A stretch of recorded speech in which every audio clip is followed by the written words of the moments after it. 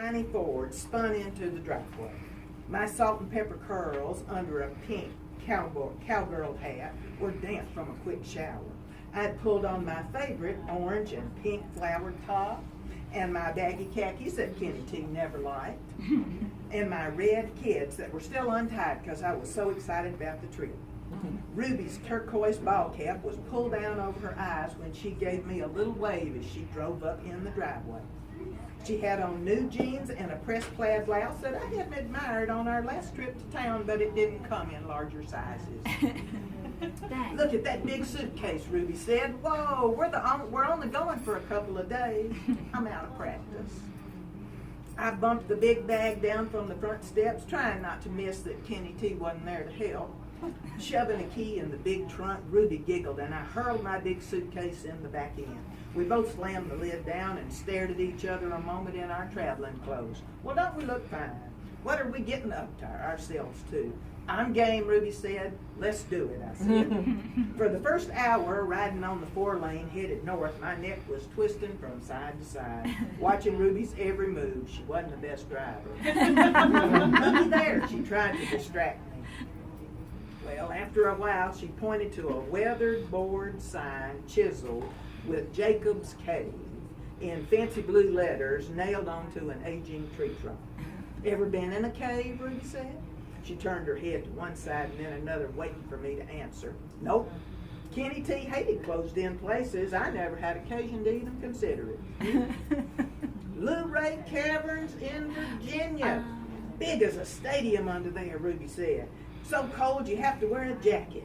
Beautiful rock formations with light shining on them in a way to make the jagged parts look like a dragon or a fountain. Ruby's head was bobbing with a passion I hadn't often seen, except when she was riled up about county politics. Were you scared being down there underground, I said. No, they guide you in a big group. Want to stop at that Jacob's Cave? I've never been. Yeah, I'm game. There's a little shop. I see it now. No signs, though. Ruby made a sharp turn onto an open lot in front of a small log building and pulled up alongside a long pickup truck. A closed sign hanging in the door quickly turned to open. Did you see that sign flip? I giggled. Ruby nodded and laughed out loud. Woo-wee, this is going to be fun. We stood on the porch a minute and peered inside a big picture window into a rustic gift shop packed with tourist trinkets. The beaded belts on a stand caught my attention. Maybe I could get matching moccasins.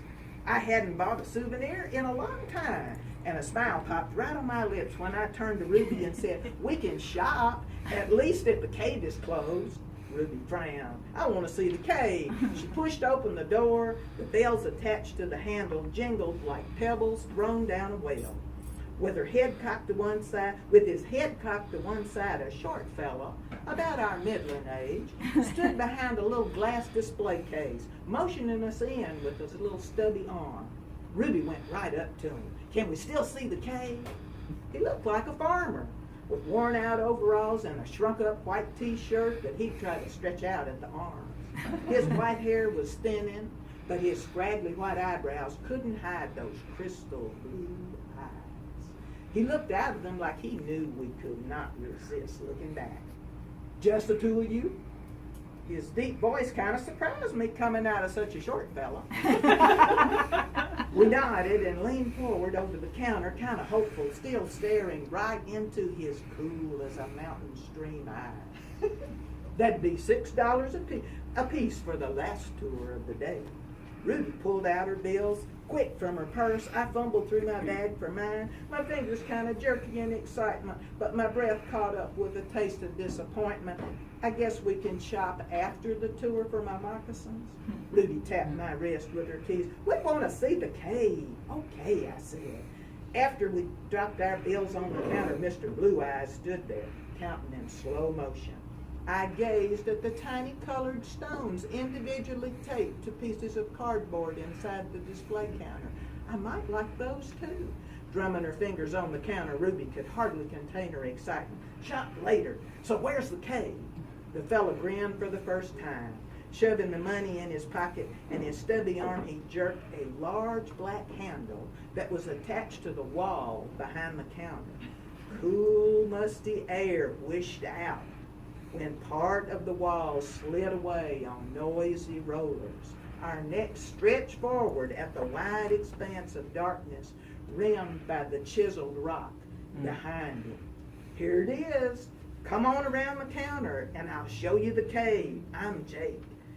Ruby jumped with giddiness and hurried around the counter. I'm Ruby, and this is Edith. Y'all have to wait to see this.